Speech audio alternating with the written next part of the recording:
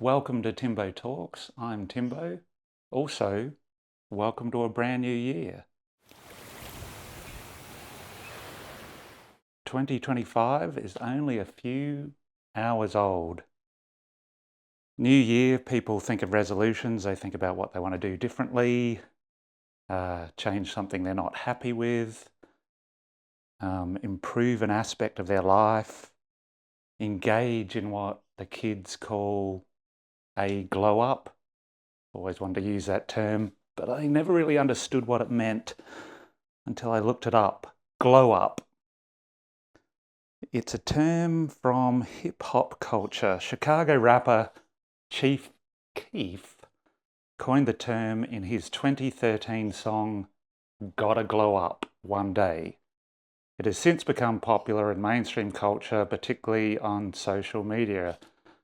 And of course, I am coming to you from social media from my YouTube channel. So, some ways to naturally glow up include drinking lots of water. This isn't water, but it will suffice. Exercising regularly, cutting out junk foods, eating more fruits and vegetables, eliminating sugar, improving your posture. So as an individual, we can all engage in our own glow up. But lately I've been thinking that perhaps groups of people, or indeed whole countries, can pursue their own glow up. And that's indeed what Australia is considering. The glow up Australia is considering, where I live, not just Australia, many other parts of the world, but particularly in Australia, the glow up we're considering is adopting nuclear energy. That's why I called it glow up. Now, full disclosure, I know almost nothing about this subject, except I had a vague sense that it was dangerous, it was something to be shunned, nuclear energy. Indeed, Australia has bans in place against nuclear energy. There is only one nuclear power plant in Australia. It's not even a power plant. It does not produce energy. It produces radioactive materials for medicine. It's in a place called Lucas Heights. But the production of energy through fission, through the activity of a nuclear power plant, is actually banned in Australia, and indeed all the states around Australia. So for Australia to glow up and adopt nuclear energy would mean repealing those laws. Now, this subject is fraught with emotion and argument because it seems like the production of energy, whether your preferred source is wind, hydro, solar, coal, gas-fired power plants, we'll get to that later, or nuclear energy, it seems difficult for anyone to have a rational argument about it, or a rational discussion, I should say, because it seems like everything in our polarized world, if you have an opinion, you wear that opinion the same way that someone wears the jersey of their favorite sports team, because it's just yet another example of this is my ideology. I'm signaling my correct beliefs by agreeing or advocating or having an opinion on this. And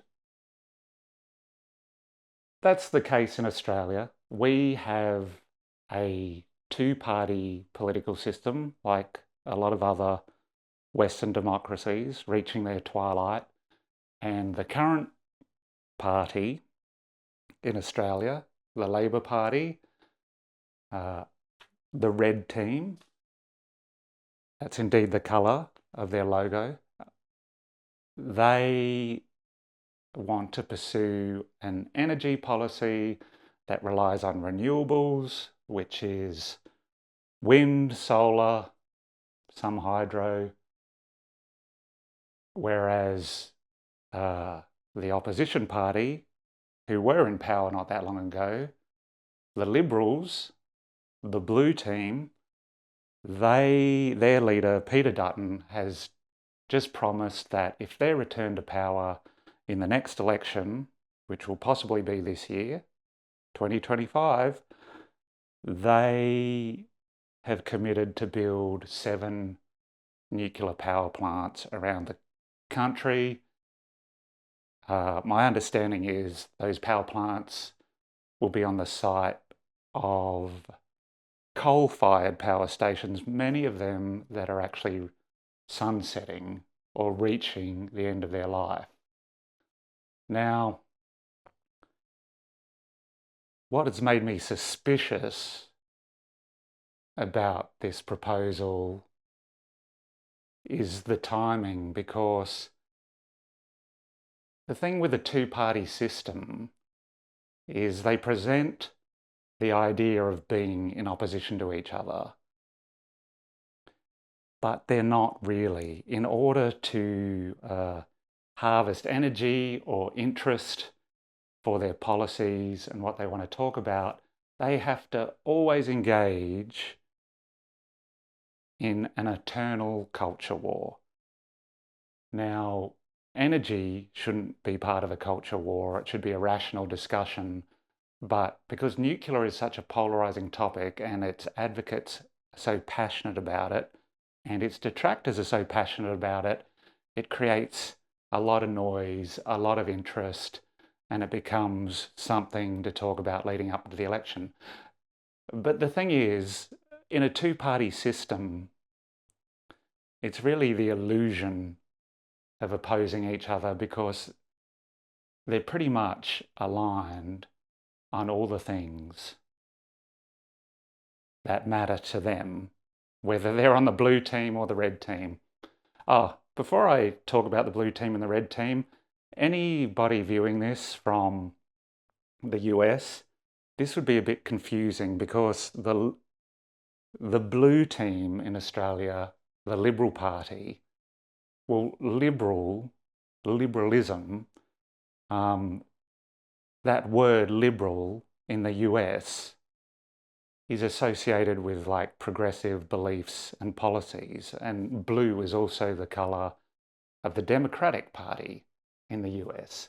But because this is Australia and we're in the Southern Hemisphere, everything is flipped on its head, so it's reversed. So the blue team, which is part of our two-party system, the Liberal Party in Australia, they're actually traditionally seen as the conservative wing, some would say even reactionary wing, of Australian politics, whereas the red team, we associate red with the Republican Party in the US, but the red team in Australia, the Australian Labor Party, they're presented in the media, and indeed they present themselves as this, as the Progressive Party, the kinder, gentler party, not like the stuck in their ways Conservative Party, which is a blue team.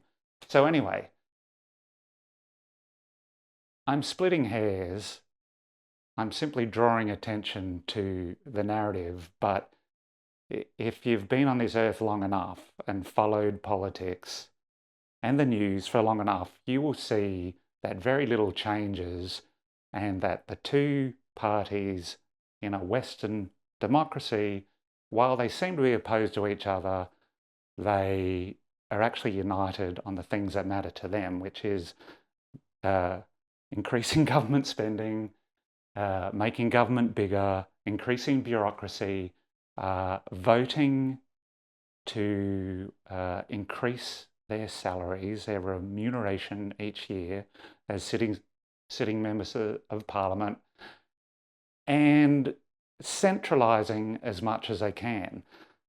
Nuclear power is an ideal technology or approach for a party that wants to centralise everything, because it requires massive injections of money before a power plant can even be built. And it's a centralised power source, it's not diffuse.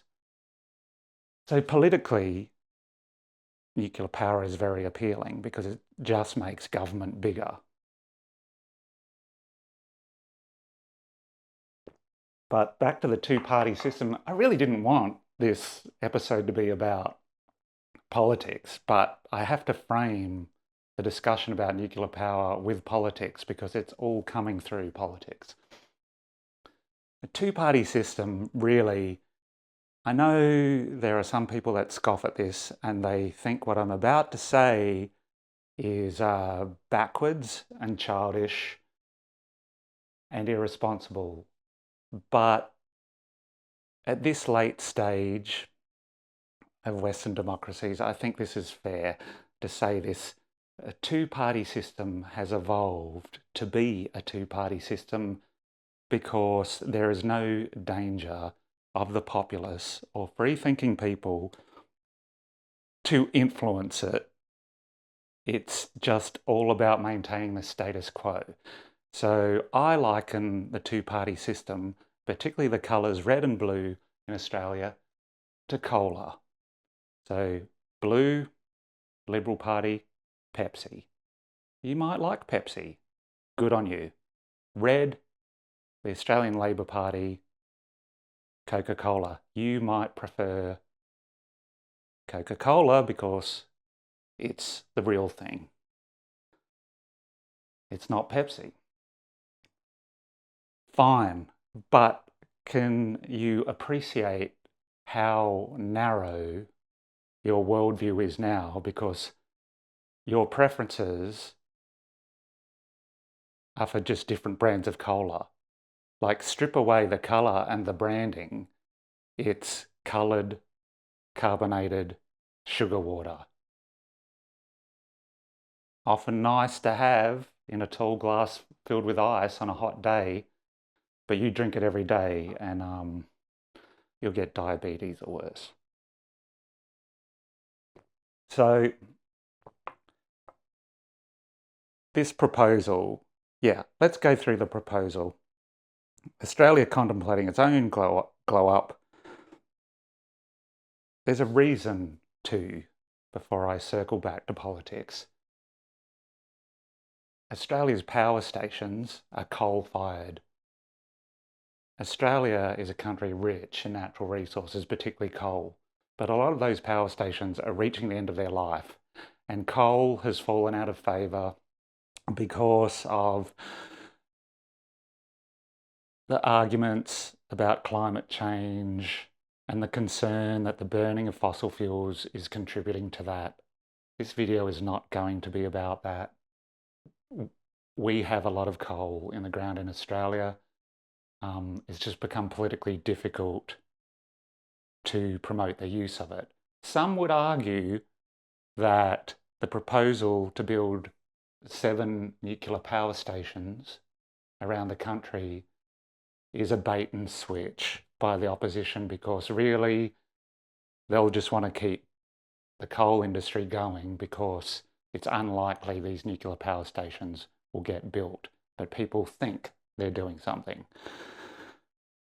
That's another discussion. But the proposal from the blue team, Peter Dutton, the team not in power at the moment, if they get elected at the next Australian election, their proposal is to build, what is it? Yes, I've said 7 nuclear power plants by 2050. Well, that's a quarter of a century away. Should they be elected to power at the next election? Now, some groups have costed this and they've put forward an estimate which the blue team has refuted.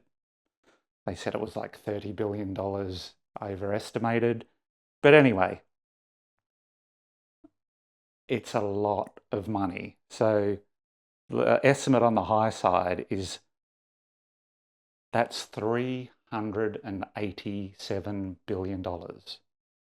$387 billion over the next 25 years to build these power plants.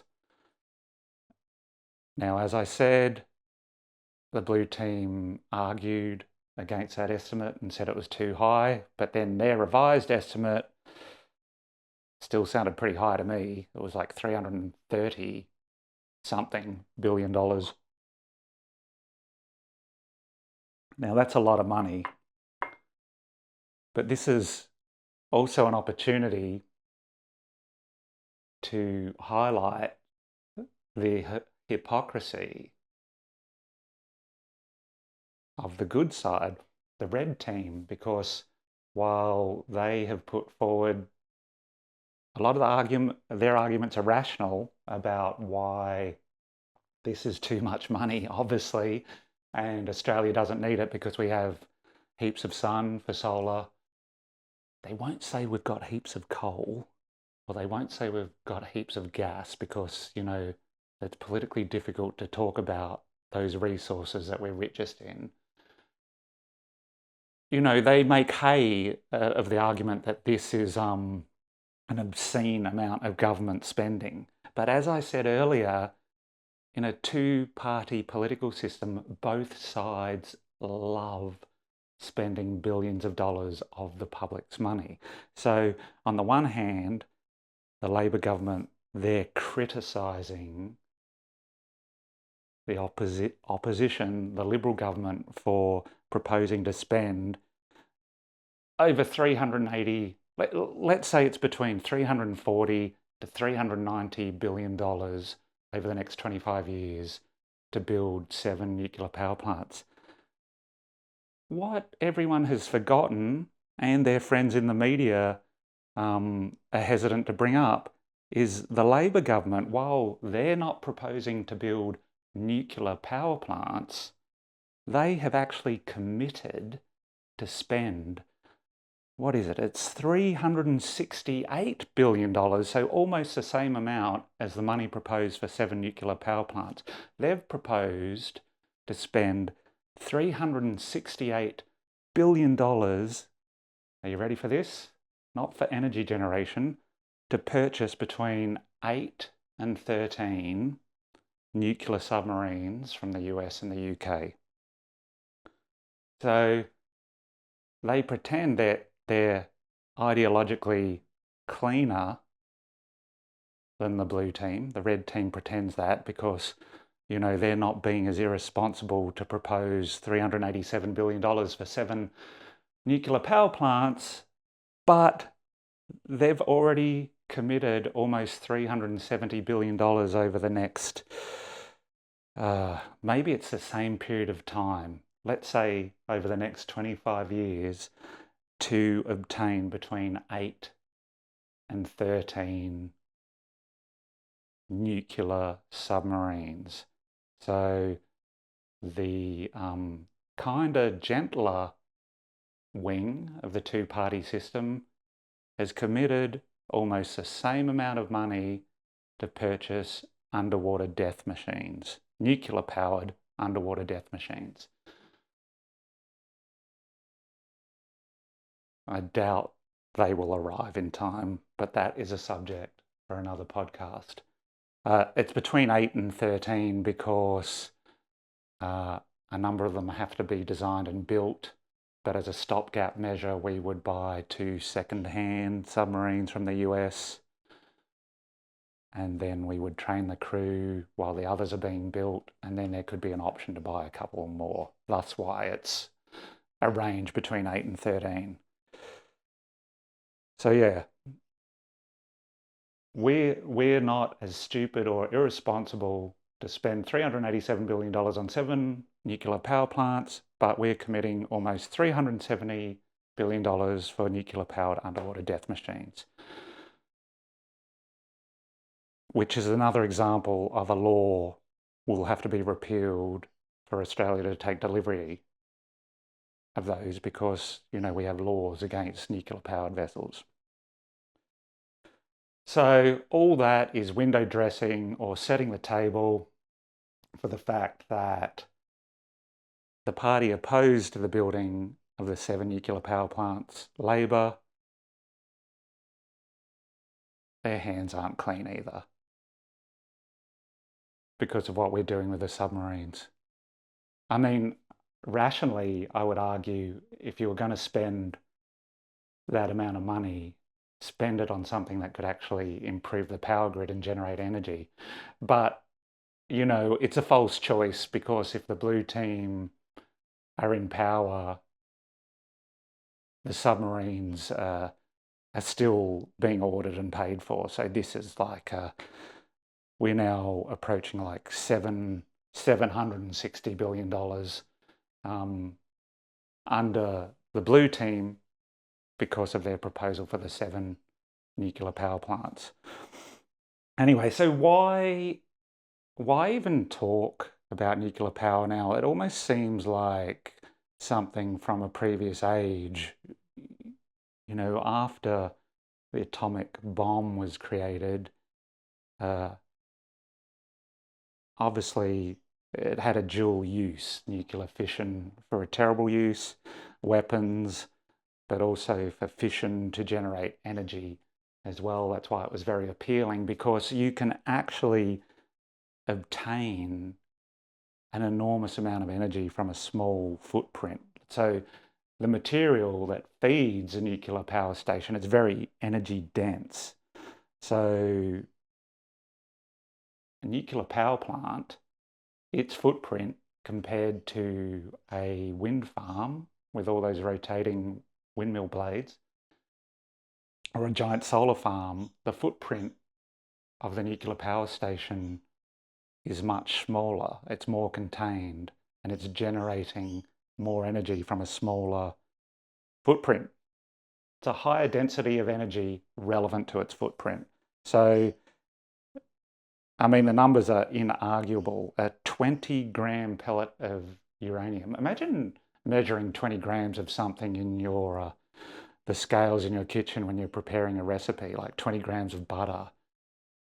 It's nothing. A 20-gram pellet of uranium can provide the same amount of electricity as 400 kilograms of coal. So imagine what 400 kilograms of coal would look like. That's, almost half a ton. That would be a big pile of that dirty substance. And then next to it, a 20-gram pellet of uranium, releasing the same amount of energy. So, I mean, just that illustration shows why nuclear power is so appealing. While it's easier to feel better about wind and solar because they're termed as renewables, they come at a cost. So they require more land than fossil fuel production. And also over time, I did not realize this, but it makes sense. A wind farm has a finite life, so the infrastructure fragments over time, and it reaches a point where repairing or maintaining it is too costly.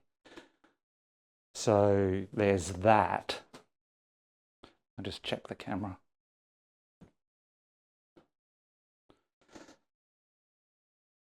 Yeah, so it reaches a point where maintaining the infrastructure over time becomes too costly, and wind farms eventually are abandoned, and you actually have abandoned, decaying wind farms that are just sitting there in the elements. So that's quite wasteful. Also, I think it's easy to argue that wind and solar farms are unsightly.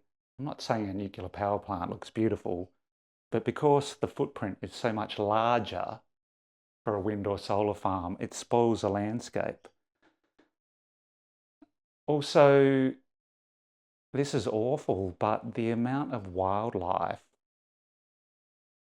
birds in particular, that meet an end at the wind farm is really disturbing. I mean, the constant rotation of those blades, well, it's not constant because it's dependent on wind, but when they're running at peak capacity, this can like disrupt bird life, and many of the birds fly into these blades, and so beneath these wind turbines, it's like a graveyard of migratory birds, our bats too, because they collide with the wind turbines. Also, there's quite a bit of debate online. This is quite a polarizing debate. There are offshore wind farms that are mounted on the seafloor, and some people believe that the activity and the vibration of the offshore wind farms is disrupting the acoustic environment of the ocean, and dolphins, porpoises, and whales who, navigate with sonar or other ways, they're very sound sensitive. There is a belief that this disrupted acoustic environment from offshore wind farms results in whales beaching. There was a famous incident where there was a lot of beached whales in close proximity to an offshore wind farm, and the opponents of wind farms pointed at this occurrence and said, well, look how bad they are. They're killing the whales. That seems to be the ultimate benchmark if something's bad, not if people die, not if groups or countries we dislike suffer trauma or tragedy. No, the ultimate benchmark is, what about the whales? Are the whales okay? If the whales are not okay, then it's like, you bastards, what have you done? But there's some debate about this because the people who are pro wind farms have argued that the whales that washed up ashore in proximity to the offshore wind farm did so because they suffered ship strikes, which does happen. Ships collide with whales regularly, and who comes off better in that interaction? Well, it's always a ship, so the whale dies. But the thing is, it was very hard for me when I wrote these notes for this episode. It was very hard for me to obtain a clear-cut view of whether the offshore wind farms were harming whales, because the people who argued that they weren't are groups of people like Greenpeace. They were coming from a position that our planet, our society needs renewable energy, less reliance, or even complete phasing out of fossil fuel. So they already have a bias because they wouldn't want it to turn out. They wouldn't want this story to be that offshore wind farms are actually harming whales, because then that hurts their other arguments. But they could be right. It could be true. It may not have harmed the whales. But interestingly enough, going back to ideology and how even a discussion about energy is just an expression of someone's preferences or signaling, that they're the right type of person, a lot of the people professing their concern about the whales were actually groups that traditionally would not give a damn about whales. So people pro fossil fuels and the oil industry, and now for oil and gas to be discovered offshore requires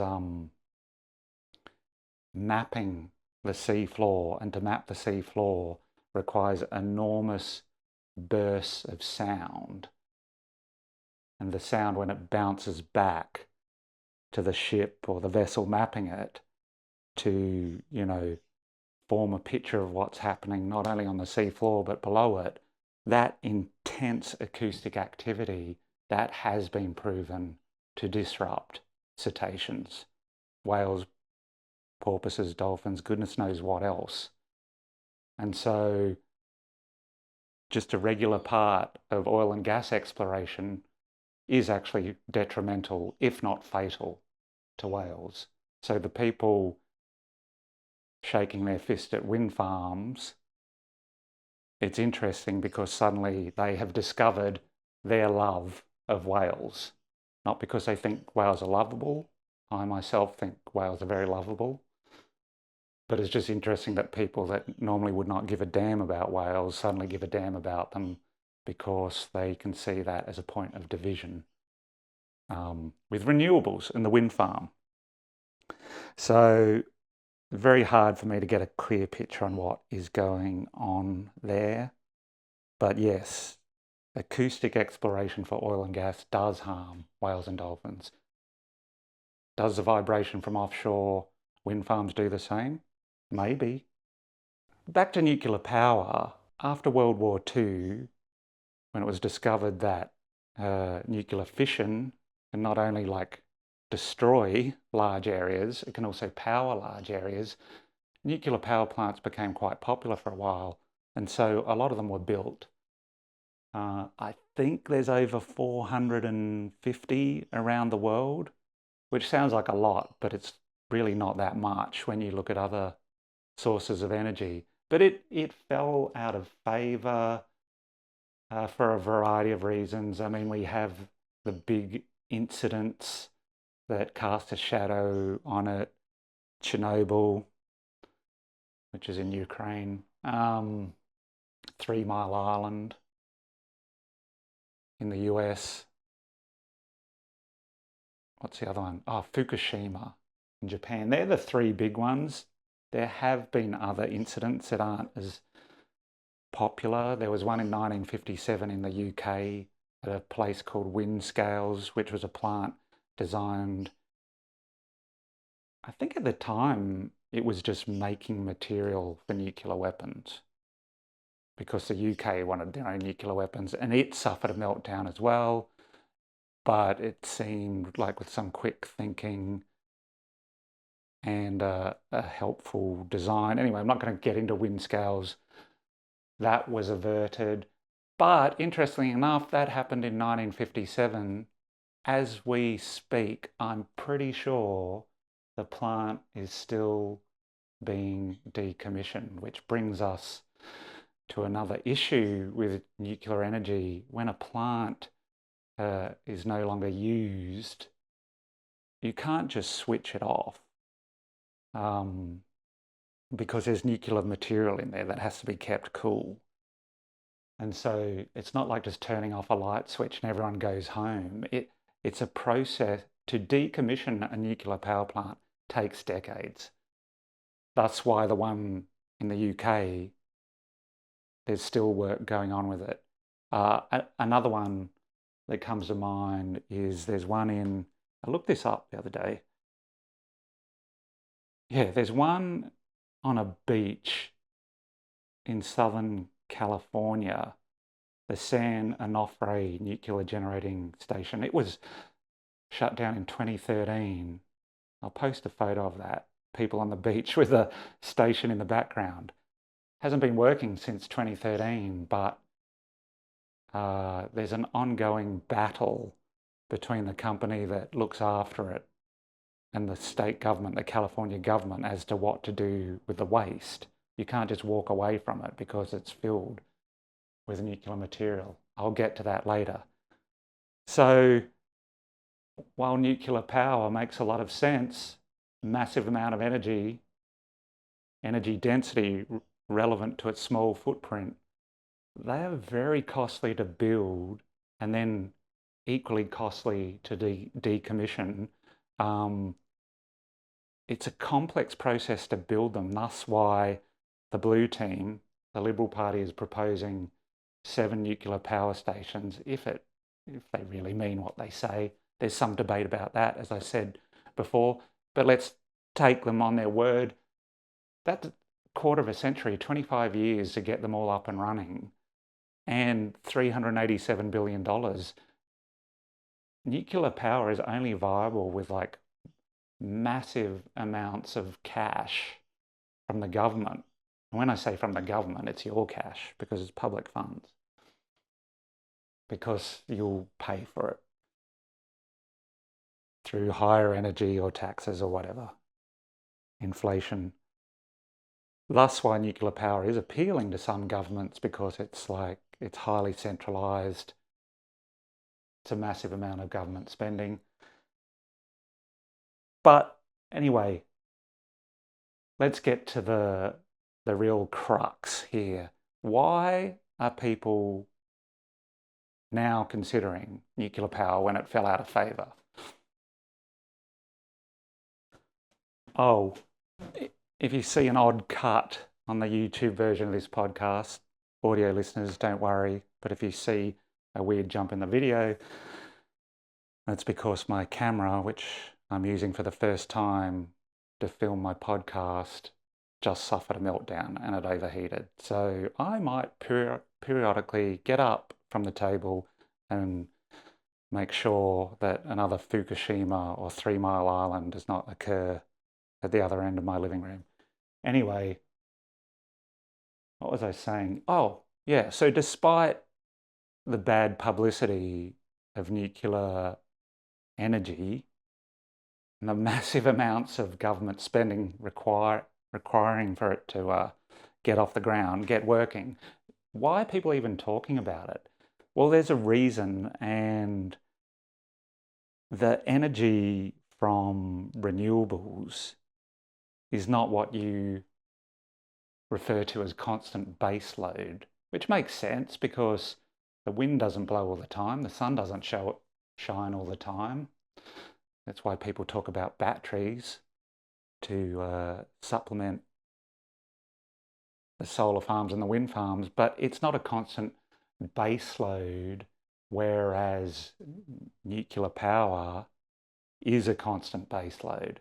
And so there is a term that people in the energy industry use, and it's called firming up.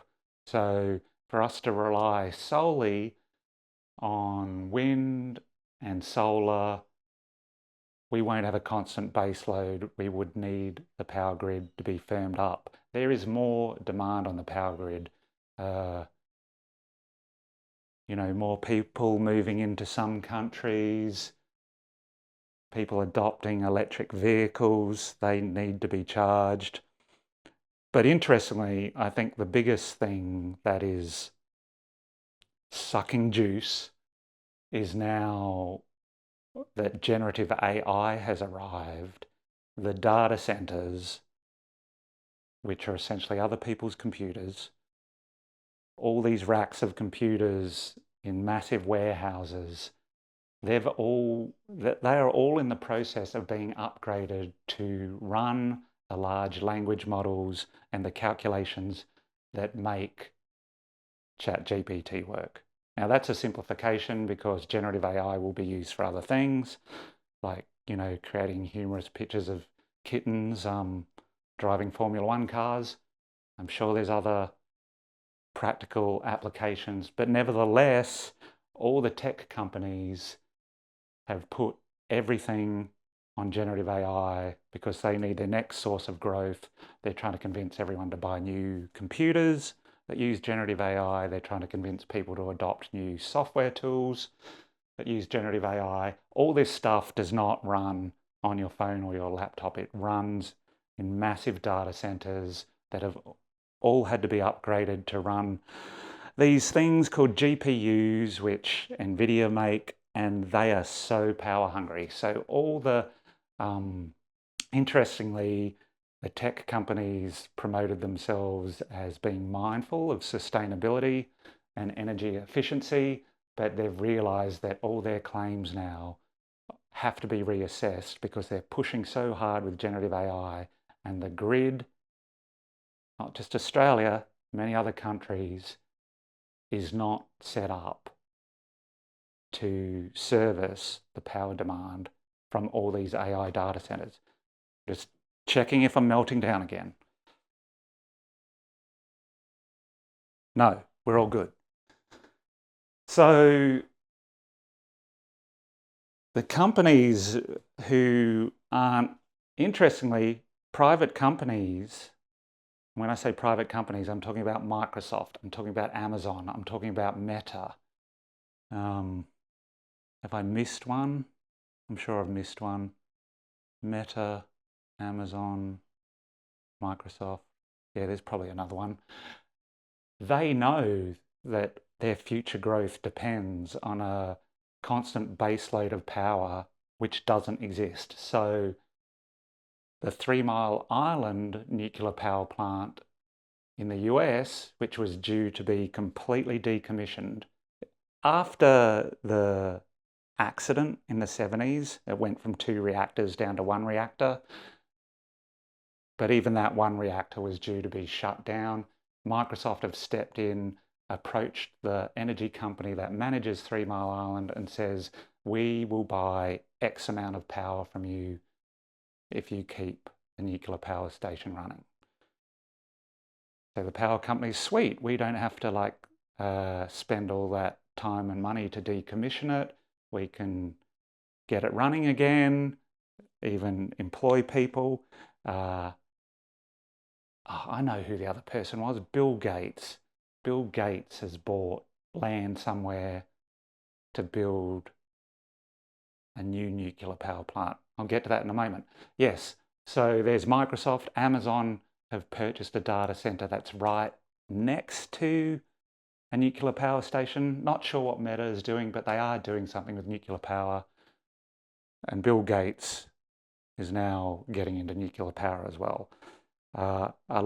So the tech companies are the ones signaling to everyone that it's now okay to get back into nuclear because we are dependent on everything they make.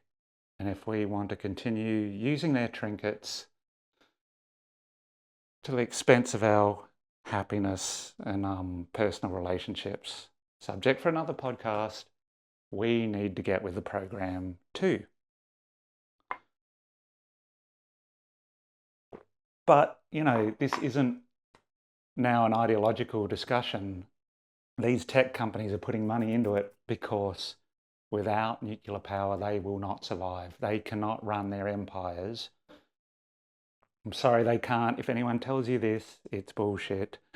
They cannot run their empires on wind and solar. If they could, the whole planet would be covered in windmills and solar panels, but they know they can't. They need that baseload power. Back to Bill Gates and his friends.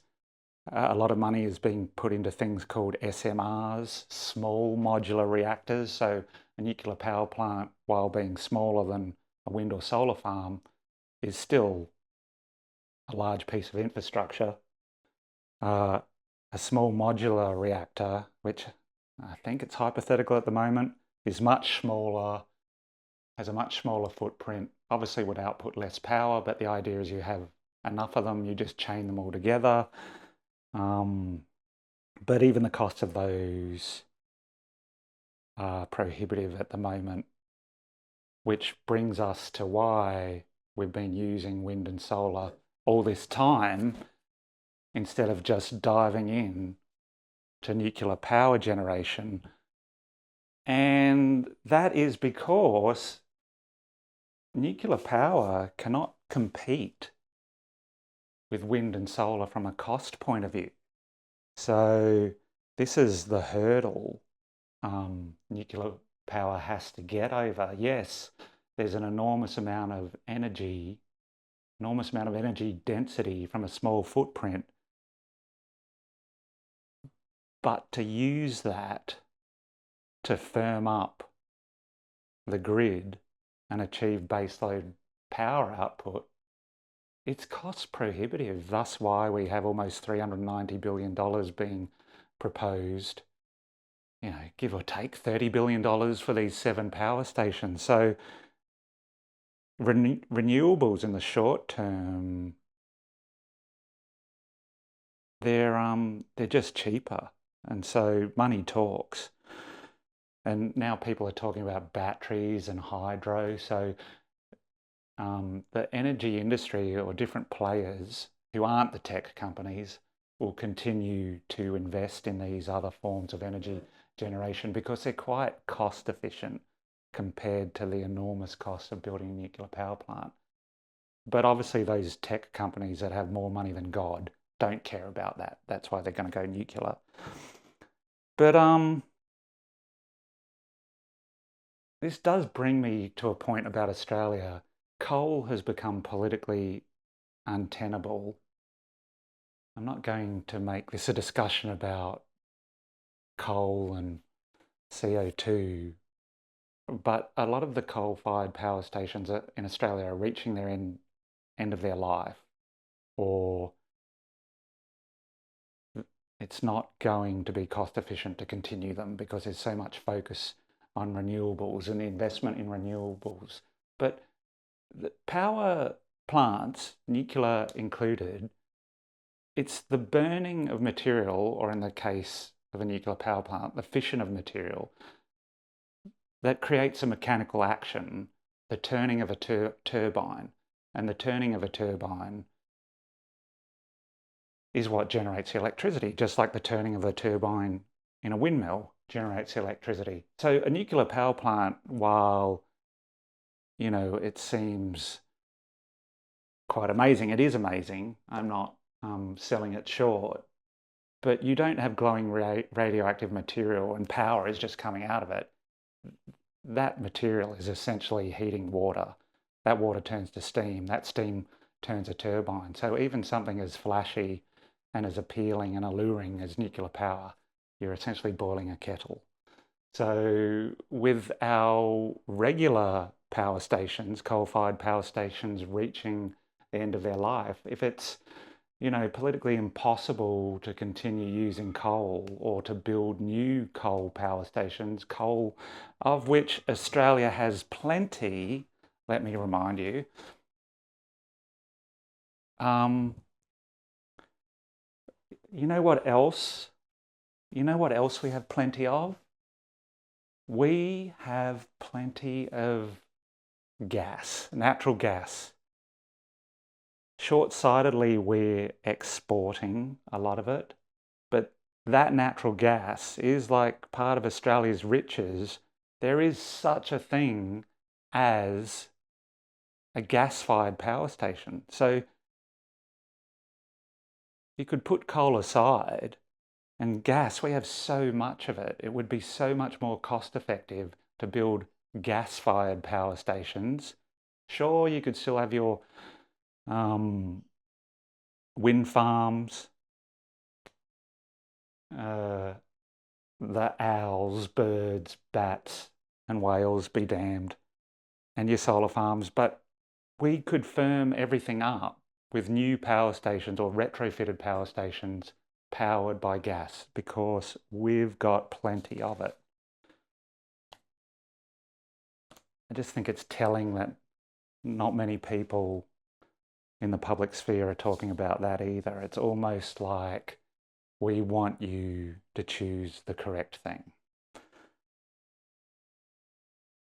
Anyway, what else? Yeah, the time frame for developing nuclear power plants, it needs, in Australia, we couldn't just start building them if the blue team was voted in and they saw that as a mandate to do that. Like it wouldn't even begin immediately because then it would have to go through the legal system because we would need to repeal all the different laws in the different Australian states that are effectively bans on nuclear power. So the law would have to change before they could even be built. Yeah, so now let's come to what I believe is the real sticking point with nuclear power. And I want to push on this a bit because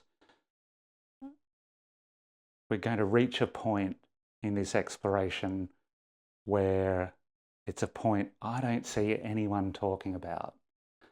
So, waste from a nuclear power plant. Yes, people do talk about nuclear waste and they're concerned about it, but it's a big issue. So a nuclear power plant, what does my note say? It produces around 20 metric tons of used nuclear fuel per year.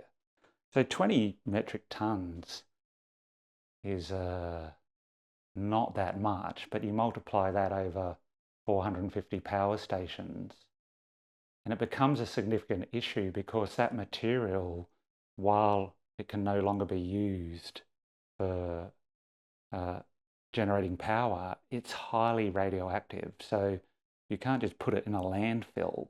It has to be like carefully managed. And that usually involves putting it in some kind of container, which is a mix of steel and super thick concrete, and having that in a climate controlled area. There's proposals to put it underground. There are some, I believe there is a process where some is kept immersed in water. But then, because of the ravages of time, those storage areas and indeed the containers, they will eventually degrade. And so why this is a problem is the radioactivity of material from a nuclear power plant is measured in what we call half-life. So a low radioactive material has a half-life of 30 years. So that means every 30 years, its radioactivity halves. But the process keeps on going. You see 30 years and it's misleading. You're like, oh, it's safe after 30 years. No, radioactive material with a half-life of 30 years, it's radioactive for actually 300 years. But that's low radioactive material. A lot of the material that comes from a nuclear power plant, it's highly radioactive. So it has a half-life of more than 30 years. So if you have radioactive material whose half-life is more than 30 years, it's much longer than 300 years before it's safe to approach. Radioactive material with half-life greater than 30 years is radioactive for thousands of years. And to me, this is the sticking point. So I saw a photo on social media. It was a really compelling photo. It was a beautiful girl, like an Instagram influencer, but she is an I can't remember her name, sorry. I'll flash the picture up. She is an influencer or an advocate for the nuclear power industry, and she had a photograph of herself beside one of these containers filled with radioactive material, and I think she was kissing the casing of the material. Photo went viral, and she used this as an example, or she used this as proof, I should say, that radioactive material, if it's safely encased in concrete and steel and handled correctly, poses no danger to anyone. And so people who were pro-nuclear power saw that and they were like, well, see, she's fine. Anyone who objects to this is backwards and regressive. And, you know, props to her because that was a pretty compelling photo. It certainly generated a lot of interest. Just checking if the camera's having a meltdown or not. But we're talking about power stations. Like I mentioned earlier in the podcast, the one on the Southern California beach in San Onofre. I'll show you the photo again. You know, it's stopped generating power in 2013, but it's now filled with all this radioactive material that is like progressively moved around the facility. The idea was it was going to be buried under a mountain in another state, Nevada, but Nevada objected to it. The California government is fighting the power company. The power company is fighting the California government. Like that material, like eventually, because the material is behind a seawall, you know, if the sea comes in, the sea level rises, buildings eventually fall apart. That's why we have ancient ruins.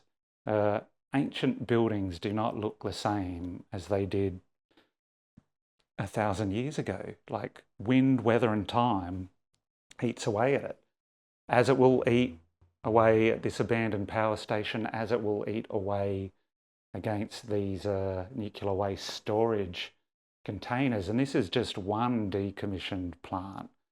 There are many. And so this is like the sticking point for me. It's one thing to take a compelling photo for social media of you standing beside radioactive waste, safely encased in a container, and use that as evidence that nuclear waste is not a problem. But it's another thing to manage this material for the span of its radioactive life. So, as I said before, a lot of this material has a half-life more than 30 years, which translates to radioactivity for thousands of years. Now, please correct me. Please leave a comment to tell me I'm wrong about this and that I haven't thought this through properly. Is there any example of a continuous human civilization or empire that you know of that has lasted as long as the radioactivity of these materials will last? Because I don't know of any. Okay, this is another controversial subject because people argue about the average lifespan of a civilization or an empire. There are many different figures. The ones that last a really long time, like the Roman Empire, are outliers. But most civilizations or empires, their lifespan is anywhere from 250 to 336 years. So that means the management and responsibility of these materials will fall to people who were not even part of the previous civilization. How the hell will they even know what they're looking at? They'll approach an area, they'll discover an area that had been entombed for hundreds of years, and the people that explored that area, whether it's a